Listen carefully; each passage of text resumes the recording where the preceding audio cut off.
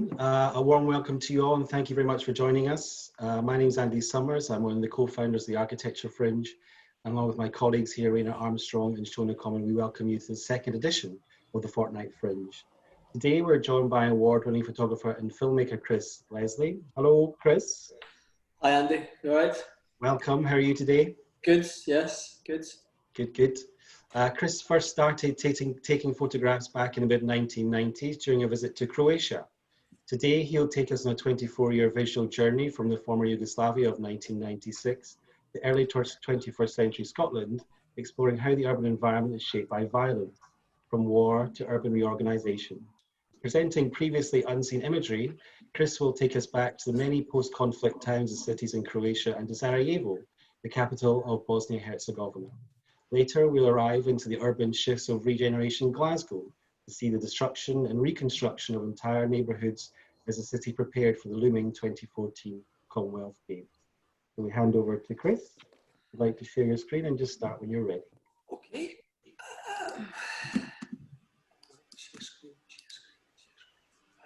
Share screen. Does that look all right? And now if I do play, full screen? Yep. Yeah, perfect. Okay, good to go. So, thanks to Andy and everyone at Architecture Fringe for inviting me to speak today. Thanks to everyone who's online as well. Potentially people in Sarajevo as well, which is a real bonus. And be nice to see everyone in person, of course, and have a wee shandy. But these online events, I suppose, have their advantage. So there's a lot to go through, and I tend to go through things quite quickly and throw up a lot of images. So apologies, you'll have to kind of engage your brain to keep up. But there'll be plenty of time for questions afterwards. So I guess it's like, Sarajevo, Glasgow. How do you compare two cities like Glasgow and Sarajevo? First and foremost, I don't want to underplay the kind of horrors that were the Bosnian War and what happened in Sarajevo, and I want to make that clear from the start. There was the very, very different circumstances within Sarajevo and Glasgow, but at the same time, in the experience I've had and what I've documented, is that both cities have kind of underwent this upheaval, this destruction, deliberate destruction, and then this kind of rebuild as well over the past kind of 24 years. And I'm kind of going to look at both cities and compare this kind of level of destruction and the landscapes, but also with people I've met from both cities and stories from both cities that kind of share this similar issues. From people kind of trapped in front lines, to the industrial decline, and to refugees and issues of housing refugees, and also the kind of young people's views from these areas, and kind of what their views are of the city, of their own city, because these are the young people who will be part of these cities, looking forward. And I think it's really important to kind of jump to that, to someone else's perspective, because I'm already part of that older generation, I suppose. There's a whole new generation growing up in both cities. So, and it's what we hand over to them. So, the first slide, this is me. So this is 1996. I was working as a volunteer in a small town called Pakrac, Croatia. And I had just finished a social science degree. It was psychology with politics. And I think for anyone who's done a social science degree, it's a fantastic degree for somebody who has no idea what they want to do when they grow up. And I studied, my dissertation was in former Yugoslavia, and I read lots about it and became hooked and was kind of really keen to get out to the region. And the war had just ended, and I applied for this volunteer project and ended up in this kind of small town in Western Slavonia, Croatia. And it was a fairly intense environment. I think, as a young guy from Airdrie, I was 21 at the time. It was like this was a very alien landscape for me. The town itself was 90% destroyed during the war. The war had ended, but the town was still very much divided between the Serbs and the Croats, and the town had changed hands several times. So it was in a bit of a state. And the kind of pre-war population went from, I think it was like 27,000 down to 8,000 people, and that was from 2011. That statistic. So when I was there, it was probably even less. A lot of people would never return, basically, and the kind of Croats lived in the centre of the town, and there was still an elderly Serb population who lived in the kind of surrounding hills and smaller villages of the town. But anyone of basically all military-aged men, if you like, and their families had left, from the Serbian population, and all that was left was a kind of elderly Serb population. The front line was kind of like so many other towns and cities in former Yugoslavia. The front line was the town. It wasn't out kind of fighting in fields and then coming back. It was that these front lines ran through the town and divided them. And the targets were the population in most cases. Ethnic cleansing. And this attempt to kind of wipe out all traces of the enemy was something that you see across the region, and it was the same kind of in Pakrac. And I think it was the idea of kind of wiping out people's identity and kind of what they believed in. And what you're seeing here, these are pictures outside of the Catholic Church, and then you've got the Orthodox Church, which was heavily destroyed, to the point where you don't want anyone to come back here. This is just a message to the Serbs, not to come back. And this is what happened across the kind of region as you travelled across it. So I was living, this project I was part of was called Volunteer Project Pakrac, and this was the wee house that we kind of lived in. And there was 8 international volunteers there at the time.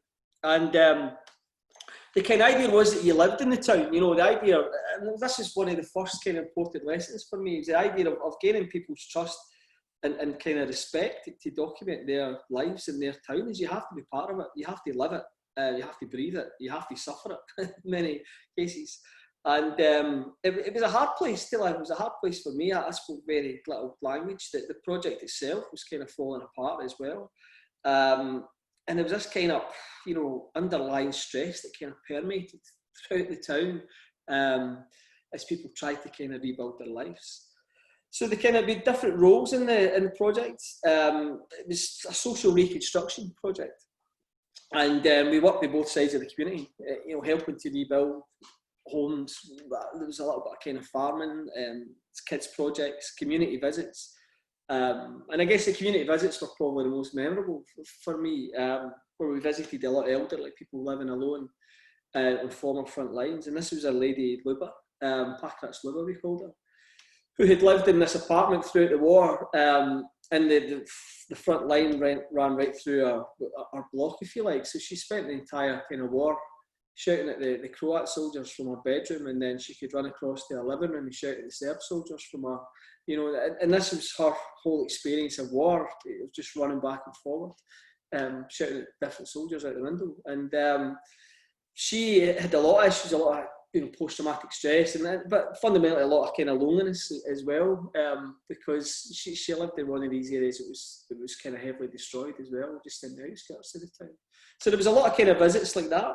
And then on the Serbian side, this old lady, Luba Gajic, she was the first old lady who I met and would spend a ridiculous amount of time with, not knowing the language. And she, shared the same kind of name as Pakrac Luba, but she, same name, same issues, same loneliness, but still very much enemies, and this kind of stress that I was talking about earlier it was almost as if the war was still going on, the shooting had stopped, but the kind of mistrust and the anxiety was still there.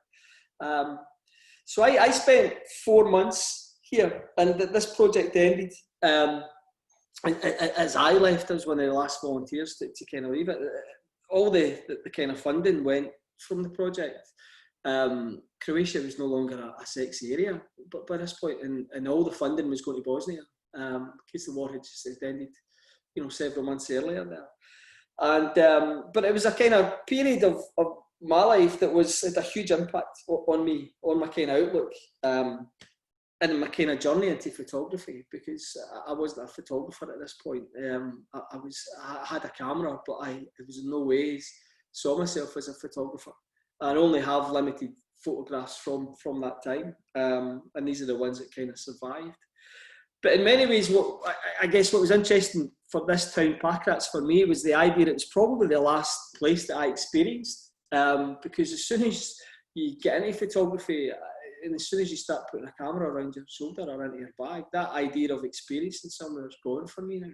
It's all about capturing the images. So I have a real kind of connection with this place. And in many ways, I always kind of revert back to it, even though I don't have many photographs.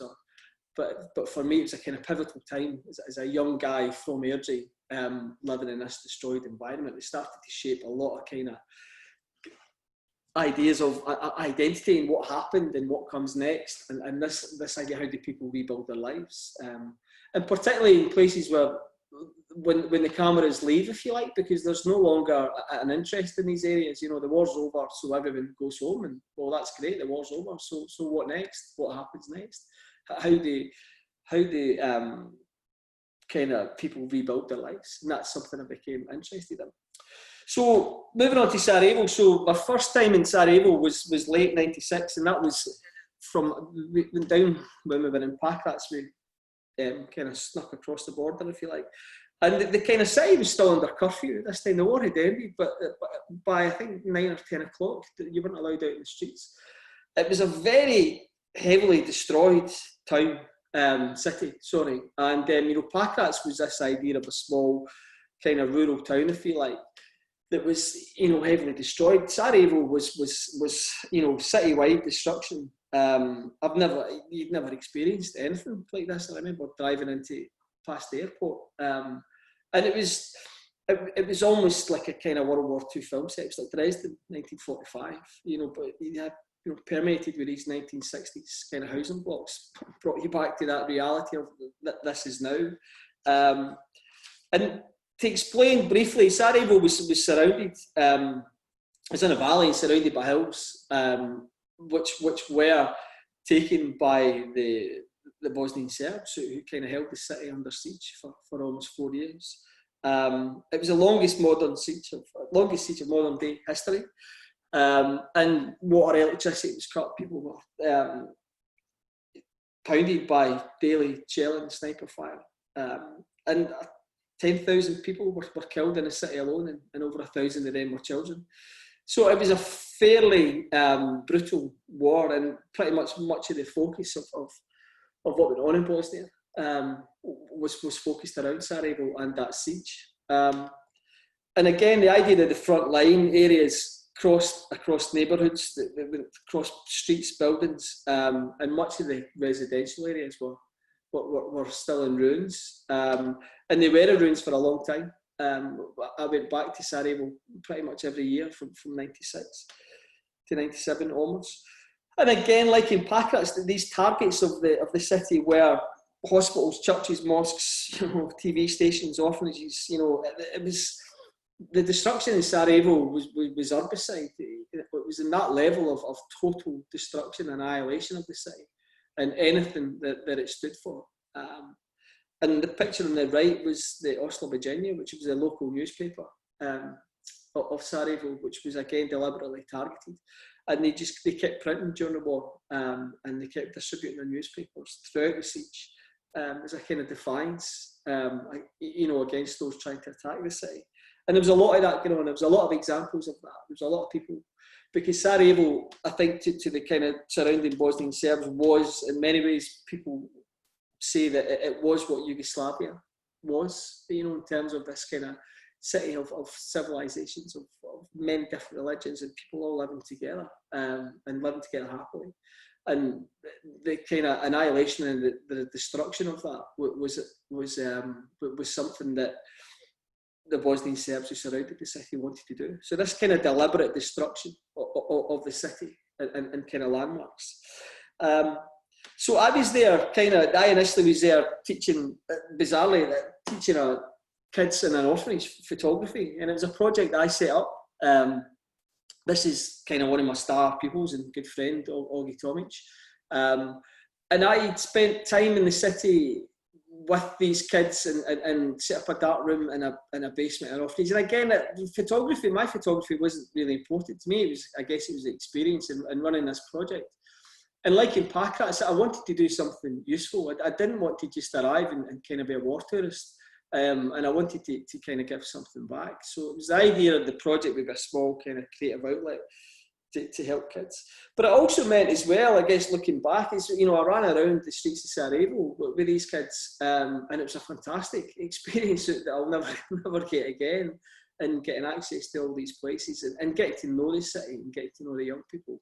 And that's what I did for several years. And I would go back, you know, every year to kind of run this project in the summer. And in the later years, as I get more and more interested in photography and started thinking, I need to get a job at some point, I started working for some charities and NGOs working in the region. And a big focus then was the idea of people rebuilding their lives. And in the early years, there was a lot of optimism in the city, because there was the idea of, you know, particularly when the siege was lifted, it was that people could walk the streets again without the fear of sniper fire, but, you know. And that kind of optimism gradually, as the years passed, started to kind of, you know, disintegrate, because there was nothing left in many respects. You know, industry had been annihilated. There was very few jobs. There was a lot of kind of unemployment, which led to family breakdown, which led to alcoholism. There was a lot of post-traumatic stress. All these things took hold by default, you know, after a war. And it was quite a dark time, the time I was there, kind of 97, 98, 99. And obviously you still had a lot of issues with refugees, you know, and extreme poverty. And there were some families who were unable to return to their homes and villages. So even though Bosnia was the one country after war, it was still in effect two entities. And some people were too frightened or just couldn't go back to their homes. So there was a lot of this, and there was obviously, memories were still raw. This is a monument to the children killed in Sarajevo, where they put all their names. And there was, you know, the memories were raw, but people conscious that they had to kind of move on in some way, and they had to kind of rebuild their city. And throughout the kind of years after that, this is when I started to see, I guess from about 2011 onwards, I started to see this kind of change in the city and a lot of rebuilding going on. But the past was never far behind, you know, the memories were everywhere. And the politics hadn't changed at all. It was still kind of ran, still is, unfortunately, ran by, you know, nationalistic politicians who, you know, are running the show, have their own agendas to keep this kind of division going on. And I guess, you know, the thing about outside of the city as well, just check my time here, I need to get to Glasgow, I'm conscious of that. Outside of the city, there was always the idea to see the real Bosnia, so huge deindustrialisation across the city. You know, like in Glasgow, but this deindustrialisation happened during the war. All kind of industries came to a stop and were obliterated and bombed and shelled, whatever, with the idea of not starting up again as well.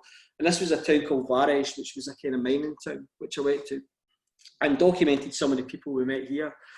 And this is a guy, Bozo. So Bozo was a 62-year-old Bosnian Serb soldier. And his idea of, you know, his thoughts were, he switched off from politics, he switched off from media, because he realised he had to work with his neighbours to get some employment, to get the kind of, get something to do basically. And him and his neighbours transformed their small village into an eco-village. And it was a small kind of hill walking thing for locals with organic farming and organic catering, and Bozo done the accommodation, and they ran this small place that's a lot of Bosnians use and love today. But what was interesting is that, you know, Bosnia and his neighbours spent the war shooting each other and spent the war on the front line as enemies, and now we're working together. And this was one of these small projects where people have had enough. They've had enough of the division, they've had enough of the politics, and they wanted to work together because they could see Bosnia as a country working together, and the kind of resources and the natural beauty it has as an option. So that was a nice kind of story to see. There was also a lot of kind of chatting with the younger people. They call them the war babies in Bosnia. These war babies had come of age. So these were young people who were born just after the war. And, you know, it wasn't their war. This wasn't their fight. But they were being continually told to follow these nationalistic lines, to follow the politics in the media. And, you know, peace is something that, this is Kerim on the left-hand side, said to me, peace is something described as something unusual, you know, and this is what us young people are taught. But it's Mladena, Bosnian Serb, you know, part of this new generation, she doesn't want to be, to discuss the war at all anymore. She just wants to move on. She wants to move on as Bosnia, as one country. And that to me was interesting, the idea of speaking to these young people as well, and trying to figure out what was next and who's going to be running the kind of city next and the country.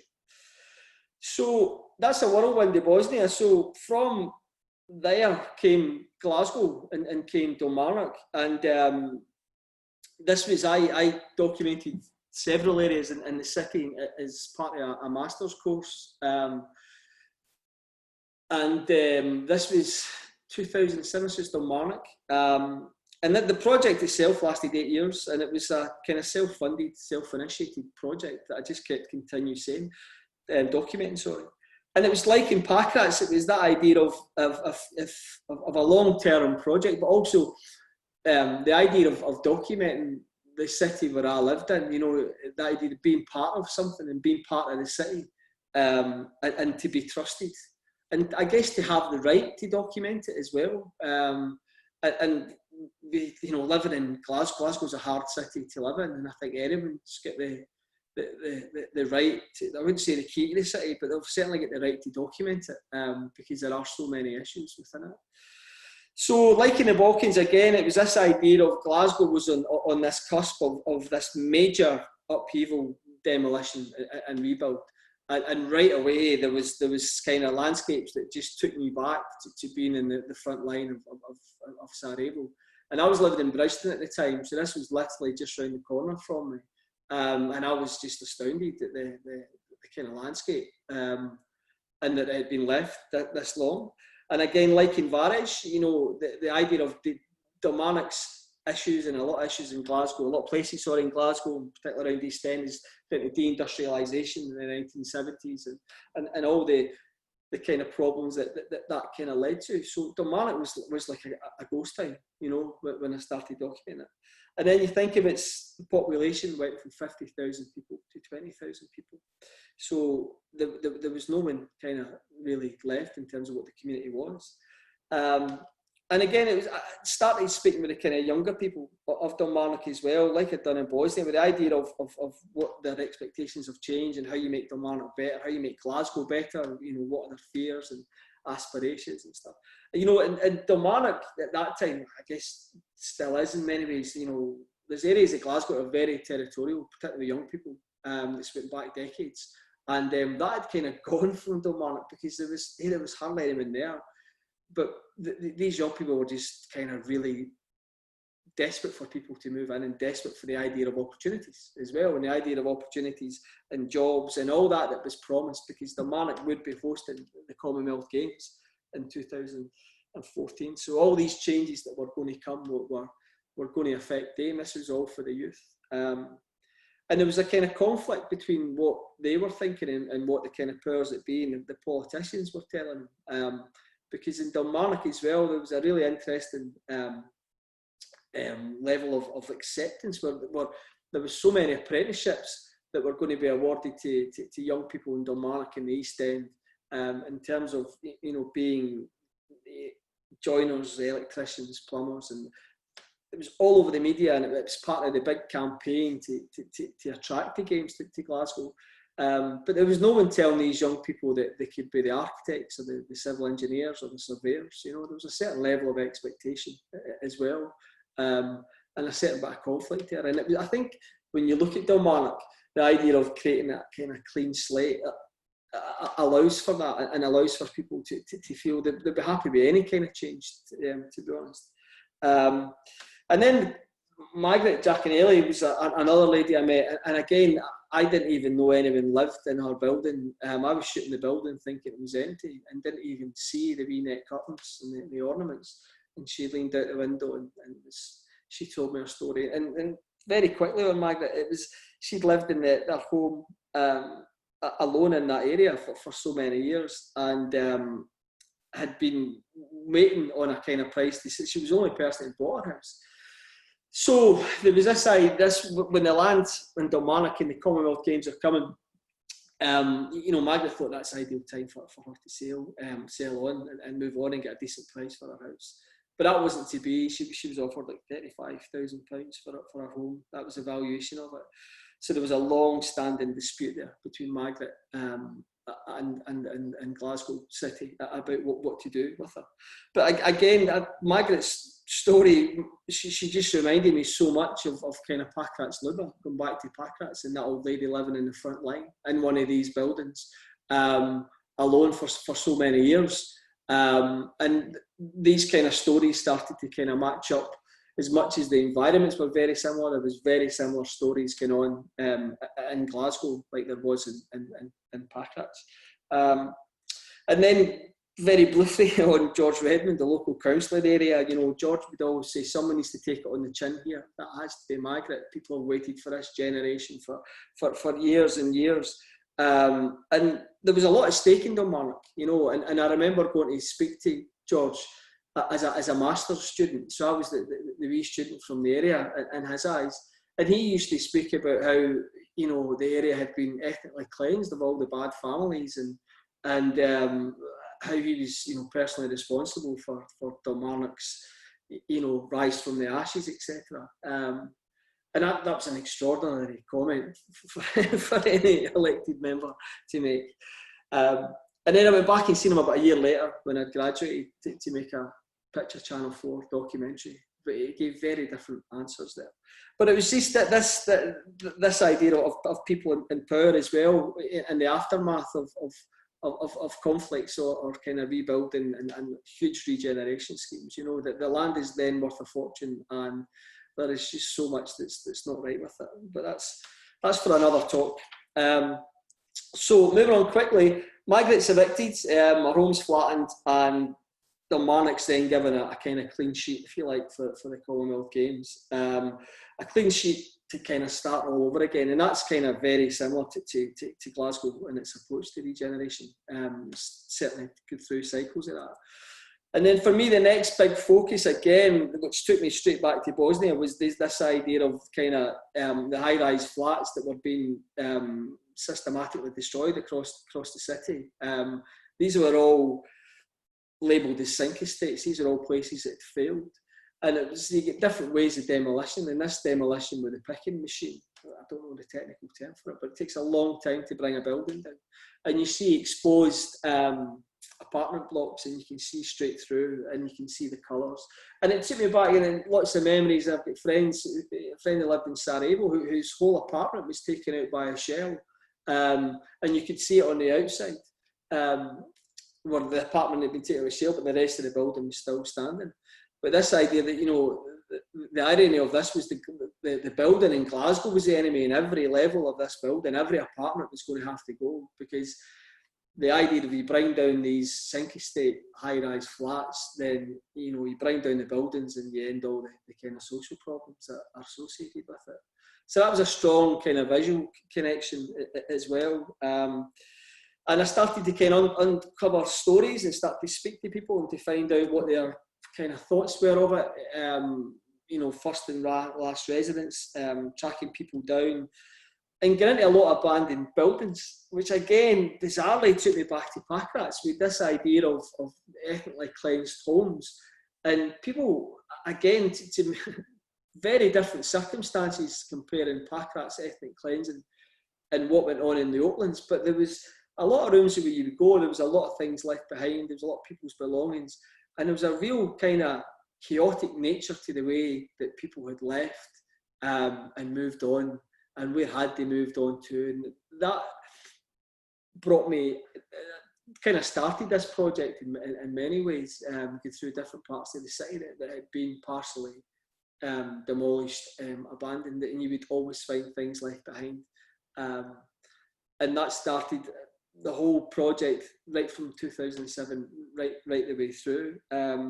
Again, just these very different circumstances from ethnic cleansing, but for me, this took me straight back to being in Pakrac in 1996 and all these kind of destroyed homes.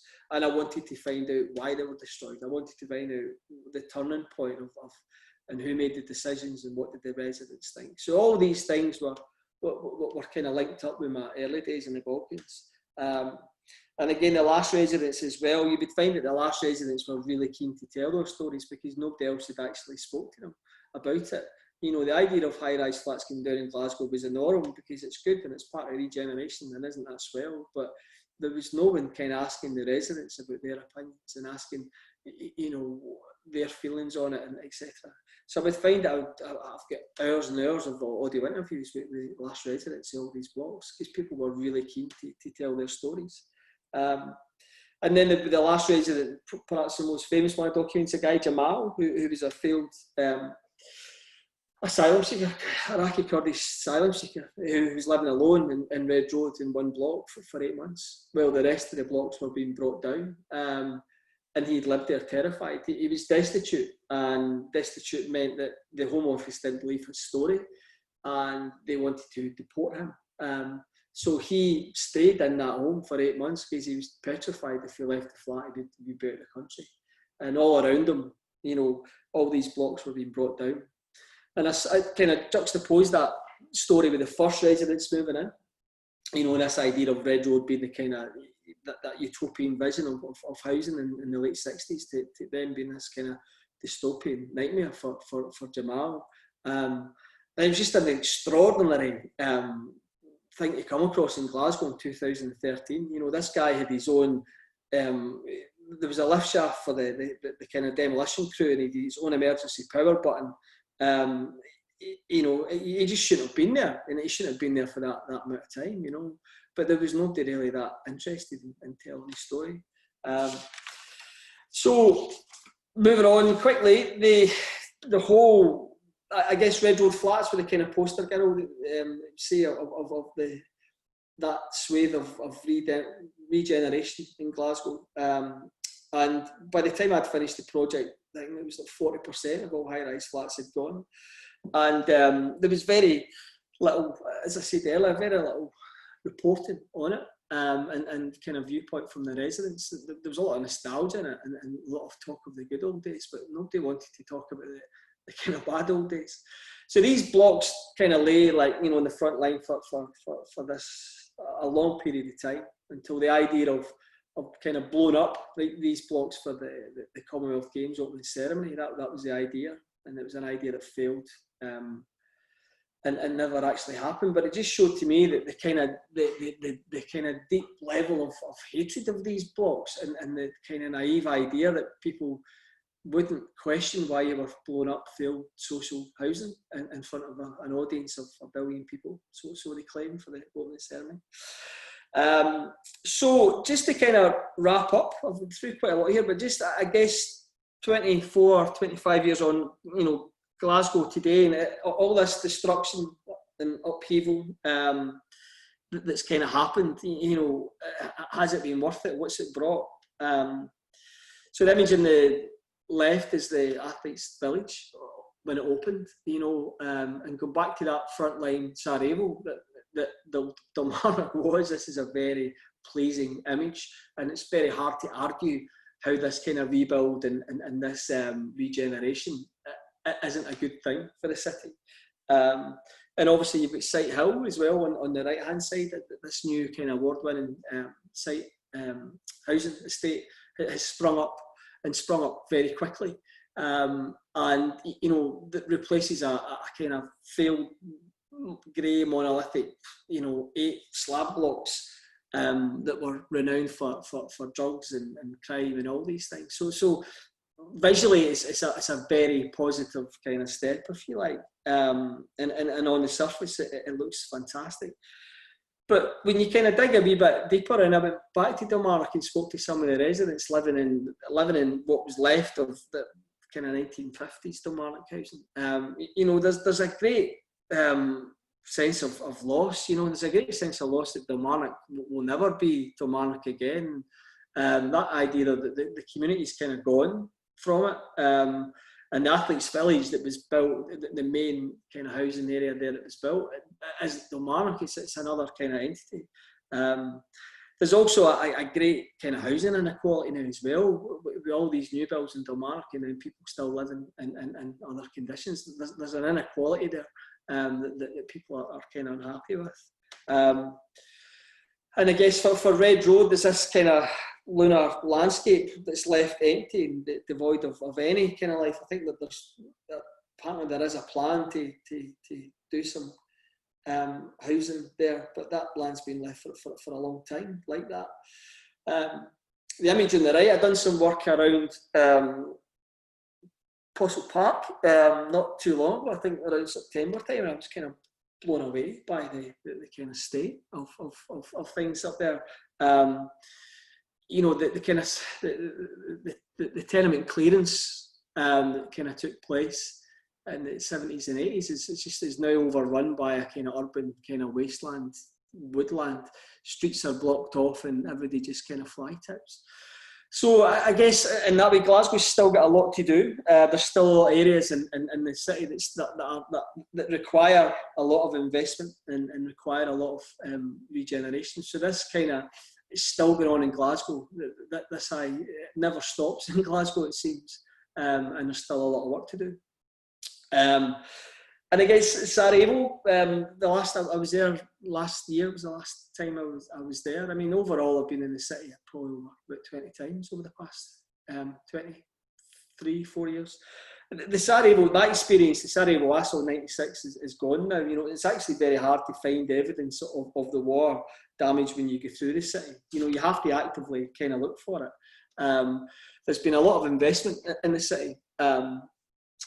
The image on the left is the cable cars that were built for the Winter Olympics. They were opened up 2018 as well, which serving they have a big skiing, mainly local tourists, in the winter and in the summer. And there's a lot of shopping malls across the city. There's probably too many shopping malls that they know what to do with.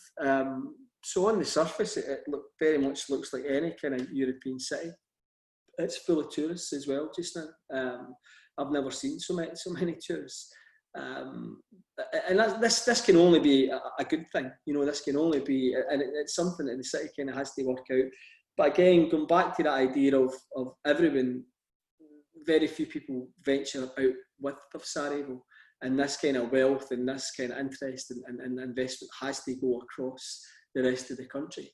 But it's a country that's very fragile. It's a country that, the Bosnian Serb entity of it want to kind of break away as well, and they want to form their own state. They see Bosnia as a failed state. So there's still a lot of kind of issues. And just to kind of end with, one of the last stories I documented when I was there was the migrant crisis.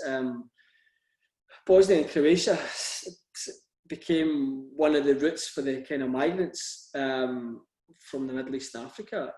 And they were pouring through this kind of area, and they ended up kind of stuck in Sarajevo because the Croatian police, because again, this is the other kind of major thing, I guess. Now, Croatia now 26 years on is part of the EU, and they are the kind of front line, if you like, for Europe and a lot of these migrants. And the Croatian police were notoriously beating up these migrants, and it's an horrendous story. So a lot of them ended up stuck within Bosnia and stuck within Sarajevo. And this was a local feeding area outside a mosque that a small NGO had set up, and were feeding people. And there was kind of, I think in Sarajevo they felt that there was an empathy and understanding with what they had been through, more so than they got anywhere else. And there was a period of time when they felt safe there. There was a guy who I met at Renner, who was an Algerian guy who was living in one of the destroyed houses in Sarajevo in an area called Dobrinja, and just squatting on a mattress. And again, it was this was like the Jamal of Red Road. I feel like, you know, very, very similar stories of refugees and migrants living on the outskirts of cities and properties that are no longer viable for habitation, but it's these guys' kind of homes. But I think just the kind of last slide to finish on and try and make it a wee bit positive. So this year marks 25 years since the end of the war in Bosnia as well. So it's a kind of milestone, I feel like. And again, I think EU membership is viewed as one of these things for lasting peace and security. But as I was saying earlier, is that the country is split into two, and the Bosnian Serb part have strong connections with obviously Serbia, but obviously Russia as well. So the country's still very much on a front line. And all this rebuilding work, you know, it's hard to imagine that the war could ever come back to Sarajevo and front lines would appear again. But you know, I think in these days, anything's kind of possible, sadly. So that's me. I'm sorry, there's a lot there that I've whizzed through, but I think I'm all right time-wise. I think that was about 40 minutes. I hope that wasn't too much. Andy? It was great, Chris. Thank you. Thank you so much. Just a couple of thoughts and to hear your thoughts on that. I mean, what was quite apparent, perhaps thinking about the physical aspect of these places first, before thinking about the people in the next question, was kind of the strategic targeting of physical parts of the cityscape to undermine habitation or, you know, the viability of a place. And then obviously in a war situation, the buildings are quite strategic in terms of how different parts of that society are functioning, such as a newspaper office, where in Glasgow with the urban reorganisation, it's kind of interesting to see how sometimes the strategic targeting is of a central apartment block of a perimeter block, which then begins to undermine the rest of the dwellings. Do you sort of, can you recognise any patterns now about how urban environments are generally approached or treated from your experience? Yeah, I think I mentioned the deliberate demolition of high-rise flats, which was particularly, and there was 40% of high-rise flats, and these buildings were argued that they were structurally, there was issues with structure and it lasted 40 years, served their purpose, served their time.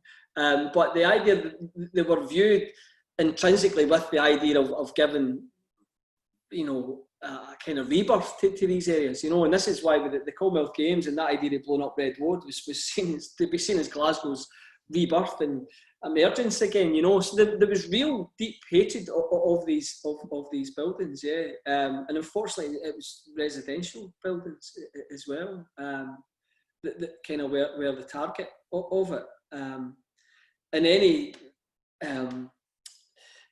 that, you know, you wipe away the buildings and you wipe away the social problems of the city. I mean, two examples. I think you can see these blocks, my favourite flats, which are no longer the White Vale flats in Glasgow. I contacted the city, Glasgow City authorities and different people, museums, and said, you know, I've done so much documentation on these. Is there any interest? Is anybody wanting to look at the work and anything? And nobody. Everybody hated those buildings, like hated them. They had to go. There was no other thing to happen that could happen. There was no reimagination or the idea of creating something at response. They just had to go. Such was the intensity of the kind of problems that the city had been through the decades. These were like a kind of theatre of despair. And it was like, get them out, wipe them away.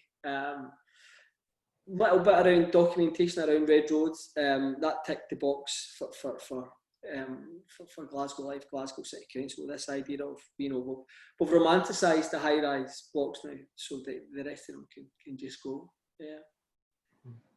As a photographer, what's your thoughts about how you authentically begin to approach people and approach people with respect in terms of even the work in Glasgow, it's not necessarily in your immediate neighbourhood all the time. How do you approach building relationships with people who are in these situations? I think, again, you live in the city, you know, and it's a hard city to live in. As I've said, I live in the East End, and nice part of the East End, whatever, but I think any parts of Glasgow are quite hard to kind of deal with at times, you know. So to me, it was like, I live here and I want to know what's going on. And there was also, I guess, the idea of this, there was a long-term project, and I wasn't working for the papers, and it wasn't a commission or whatever. I wasn't funded by anyone. I just wanted to tell that story, and I wanted to photograph these places and to speak to these people. And I think once you explained that, people were more than happy. But it was also the idea people weren't really being listened to. No one else was telling these stories, so they were quite happy to kind of spend the time and be asked, you know, because no one else was asking them. So I think just an honesty about it, I guess. But you know, naively looking back now, it's my project, me, myself, and I. So I had no boss, and I had no issues around deadline, and I had nobody telling me where to go. And it was a very organic project that way. It was something I'll never get again, really, I suppose, you know. It was one of these projects. And I think if there was somebody, you know, paying me or commissioning me to tell that story, then it would be different. So it's you're very thankful to have a project like this. And I guess in Pakrac as well, you know, there was no, or in Sarajevo, there was nobody commissioning me to do pictures. It was just experiencing it. But as I got older, and you know, better with a camera, the kind of photography took over, and it was about capturing things rather than experiencing, which I kind of said in the earlier. It's a bit of a shame because you no longer get to experience anything now, you know. It's all capturing images, which is grand. I'm not complaining, but I have, you know, I'd love to just go somewhere with a notepad, a bit of paper, and have no cameras, you know, maybe one day. It is interesting, isn't it, when you're taking photographs, you're looking for images, and often if that's at an event or if there's something going on audibly, you're generally not, in my experience, even listening because you're looking. Yeah. For images and photographs. And I assume that the work when you were in Sarajevo in the 90s was on film. Yes, yeah, the earlier stuff was. You might work in digital now, or is it still working in film? Oh, it's digital, yeah, it's digital all the way, yeah. Because I think working in film and digital also changes how you act. Because when you're in film, you can't check the photo you just took. And actually, I think when you shoot on film, you stay in the moment far easier, I think, because you can't go and check that image. You have to just keep a presence with your eye. But obviously, when you shoot digitally, you have the option to go and check the image on the back of the camera. Yeah. And I think that also then changes your rhythm slightly. And it's a different experience, I think. I think, you know, shooting on film is a little bit more rewarding only in terms of your presence in the space at an event is a little bit more consistent, perhaps, or... Yeah, I think, I mean, there was obviously the idea of how many photographs in film was very different, you know, and I love to be being part of that analog digital world. I love coming in at the middle of it and experiencing both parts of it. I mean, I think I always kind of laugh and think back to my early days if I went out to Pakrac or anywhere now at that age, you know, and you would just be like, you'd be taking pictures everywhere and you'd be putting on Instagram and you'd be just be like, you know, it would be gone. That whole experience would have been gone. And the idea of being able to just kind of slow down and just and not being under any pressure as well. A huge amount of pressure for everyone, I think, and also for professional photographers to get their work online, to put on Instagram, Facebook, all these things. Whereas in the old days, you know, you had to wait weeks before I kind of developed films, you know, and I had the time when I got home, you know, and you forgot what you'd photographed, you know, so yeah. Raina, I think, has some questions from our YouTube audience, which she will begin to relay to you, Chris. Yeah. So Jade Campbell asks, do you have any similar future project planned? And what is the main lesson you learned? Was it different between Glasgow and Sarajevo? So what was the second part? Future projects and... What is the main lesson you learned in terms of differences? Yeah, I think future projects, I've got a few things on. Obviously, lockdown's changed a lot of things, but I've got a project that I'm thinking about doing around lockdown. I've been filming and shooting stuff. In terms of lessons learned, I think I was probably discussing earlier, it's just time, having that time at the start of doing something and the start of learning, you know, photography or any kind of trade, is really important. I used to wish that I had learned photography at college, or I had been trained in it, and I was, because I'm very slow kind of curve, I feel like, you know, it's taken me so many years of shooting stuff to actually now work professionally. But I'm very thankful of that, because it's given me the time. And being a student at the time, now I was a master's student, but I was still a student. I was an older student, mature student. And I used that card, I used that in Kilmarnock. You know, I didn't physically use my student card, but I am a student. I used it when I spoke to George Redmond, and he came out with all these bullshit about ethnic cleansing. You know, it's like that allows you that time and that kind of trust with people, and you'll never get that in the big bad world now. So I think having the time and having doing the masters and being a student, people are a lot more open towards it. So if you get that experience and you're young, and then if you're learning photography just now at college or something, this is the ideal time to do these long-term projects, because you'll never get this time again. Yeah. So we've got another one from John McDougall, who asks what your thoughts are of the empty space that exists before any rebuild. You spoke about the lunar landscape in Dalmarnock. Do you think this is part of the destruction of community? I think so. The lunar landscape in Red Road flats took a long time to bring the buildings down, and then afterwards to recycle all the materials, and so these blocks were left in this state for 5 years. They'd all been emptied. There was an issue of trying to bring them down and then bring them down, and it went on for years and years and years. When you speak to people as well, I remember some of the residents saying that, you know, yeah, there was this kind of urban myth, I feel like, that the buildings, nothing could be built on this land, where buildings had just been demolished because the land had to settle for a few years. Some you know, traumatised in some way, and I think that suited the kind of powers that be to allow that. Yeah, let's just leave that just now to kind of work out. So to me, it's a real slap in the face, because that area it was worse. It's worse now than what it was. You know, there's the idea of all these things take time. You know, Sight Hill is nearly complete, and it was kind of demolished.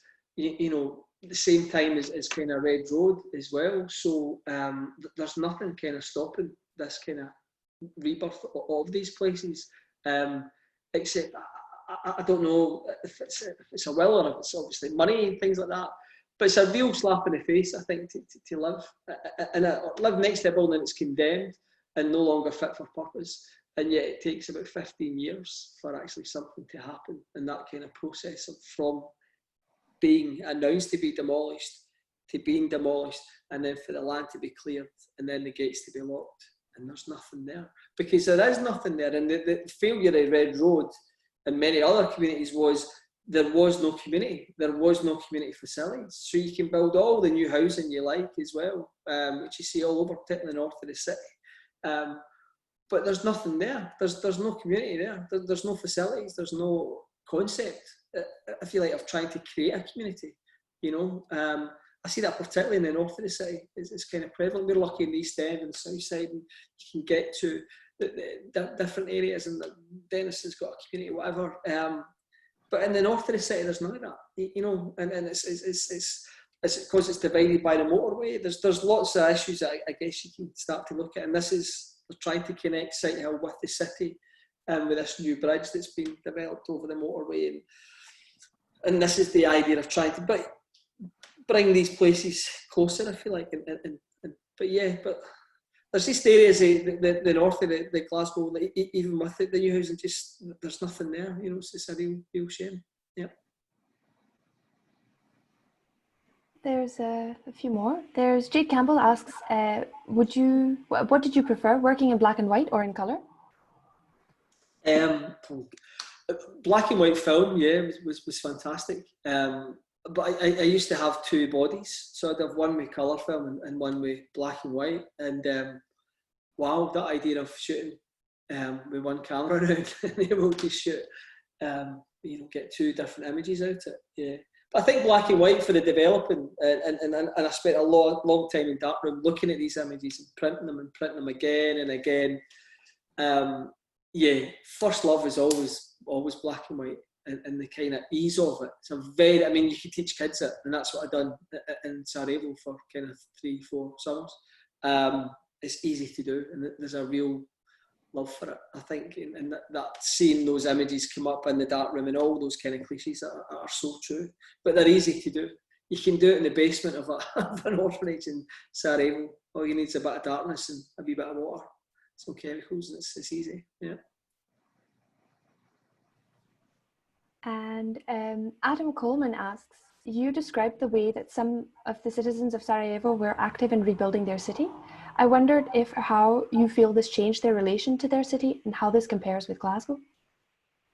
There was a real anyone from Sarajevo has a real pride in their city, and I think Glasgow has pride in its city. People make Glasgow come on, all these kind of things, and every city's citizens are told to be passionate and have pride in their city. But I think in Sarajevo, there was real pride because of the siege and because of the war and the length of time, and anyone who stayed through that city and survived it, has got a real passion and love for their city, and you will see that more from Sarajevo than you would see in Glasgow, just because of the circumstance and the circumstances that people try to destroy your city and to destroy what it stood for. Just makes you, when you come out at the end of it, a lot stronger and a lot more resilient and have a lot more kind of passion for your city. Yeah. That's one of the few benefits of war has, when you come out the aftermath of it, and particularly in Sarajevo, that's key. Yeah. Amanzol Kellett asks, regarding Glasgow's regeneration for the Commonwealth Games, could there have been an alternative approach taken by the city rather than pure demolition that would have had a better lasting impact? How long we got? What always got me was the idea of, let's say we didn't get the Commonwealth Games, and this kind of reliance on mega sporting events to transform the city, and why did it take 30 years for any kind of intervention? I guess that's the question that I would ask. Is you could argue there was obviously a lot of investment with Clyde Gateway and infrastructure, and they were involved in a lot of these changes would happen either way, but everything was hung on the idea of us sided against the city in Nigeria, I can't remember the name of it, this kind of contest of who's going to win the contest. It was like a quiz show, and you'll get all these wonderful prizes if your city's selected. That annoys me the most, I think, is it was still, and in the early days, Sight Hill as well was they tried to bid for the Youth Olympics with the idea of redeveloping Sight Hill, and they never got it, and then there was a lull, and people just stayed where they were. So I guess that idea, the fundamental idea of the mega sporting event, and why it takes so long. Why is it taking the city so long to do this? Yeah. A couple more have come in. Enzo Barzo, I'm sorry if I'm butchering your names here, asks, did George Redmond's promise of a phoenix rising from the ashes come true? Has the area really benefited? A recent visit to Dalmarnock presented an area falling back, and I fear the worst. Yes. The main issue I see with Dalmarnock is I run through Dalmarnock quite a lot as well, just on the kind of running route to get the house. And there are some wonderful things happened there, But there was a point that there was more empty spaces than afterwards than there was before all this happened. What was wrong with Dalmarnock was the idea of how they relayed it to the local population and to the city at large about what was going to happen in Dalmarnock. Because right away, from 2007, we saw all these computer-generated models of Dalmarnock and how it would look absolutely amazing, and it would be schools, and it would be shopping centres, and it would be all these new housing, and people walking down by the river and all that. That was all like 3 different stages over 20 years, which they rammed into this kind of thing. It'll all be ready by 2014. And what you found was that, particularly Margaret's house was demolished with the idea that it was going to be something useful and beneficial that was going to be built there. There's nothing there. They call it a transport hub, that was built for parking and things and the infrastructure during the Action Games, So Dalmarnock, I think if you go and visit it in 10 years, then it will be. But the way its kind of rebirth was told by George Redmond and others, was that this was all going to happen overnight and it was all going to be fantastic. I mean, the schools only just opened last year, I think. The supermarkets, there was no shops for 2 years as well during the kind of rebuilding of it. Just lots of things went wrong with it because people were really keen to kind of oversell it, if you like, and that kind of miscommunication. Just a final thing as well, like when I spoke to some of the other residents and some of the pictures as well, was that there was a stage in Dalmarnock where no matter what house you lived in, you didn't know whether you were going to be given one of these new housing as well, or they're going to be part of the village. You looked at these things in the front of the Evening Times of these computer generated images. Oh, that'd be amazing, but a lot of people didn't know. There was an uncertainty. And obviously not everybody in Dalmarnock was rehoused and given all these nice new houses to live in, and they didn't know, so there was an uncertainty, as well. There's still a lot of major vacant sites as well. It was a site for a hotel as well, which is just sitting there as well. So there is still a lot of work to do. I would say.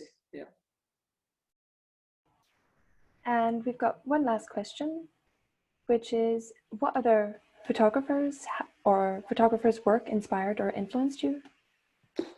I don't have anyone specifically who and I guess not formally studying till I only done my master's in 2010, and by that point we looked at so many. I don't really have any, if I'm honest, and that reflects in, again, one of the issues that I kind of sometimes come across is I don't have a style. I was always told when you're doing your masters or doing any kind of photography, you need to have a certain style and a certain look, and you need to own it, and that needs to be recognisable to you. And particularly the Glasgow, Disappearing Glasgow project, over 8 years I'd done this, and had the book out a few years ago. It's a very mixed bag of styles and framing and all those kind of things, because I didn't want to be constricted by, and what was more important to me was the actual idea of having a social documentation of what was happening in the city, rather than a consistent style, rather than going down this line of, I really like this photographer, so I'm going to. So there's no one that comes to mind, but I think obviously the more images you look at and once you study it, your subconscious kind of stores images in part of your brain, that they're there, but I don't have any names to them. Okay, thank you so much, Rainer. Thank you, Chris. We really appreciate you joining us. I think what's really lovely and special about your work, even though it's obviously very difficult context, is the care that you appear to have of life beyond the image. These aren't ruin porn images, these aren't fleeting projects. You have an investment here with the people who are affected, and that's really nice to see, because that's not overly common in photography, and we appreciate that. Thank you. Thank you. Cheers. Thank you to our online audience. That was the second edition of the Fortnight Fringe. Thank you so much to Chris. We'll give you an online clap. Thank you. Cheers. Thank you, everybody. We'll actually be back at 7 o'clock for the second event tonight, which is Pure Beamers TV with designers Jacko Justice, Emily Millichip, and Emlyn Firth. But for now, Chris Leslie, thank you so much. Cheers. Thanks, Annie. Thanks.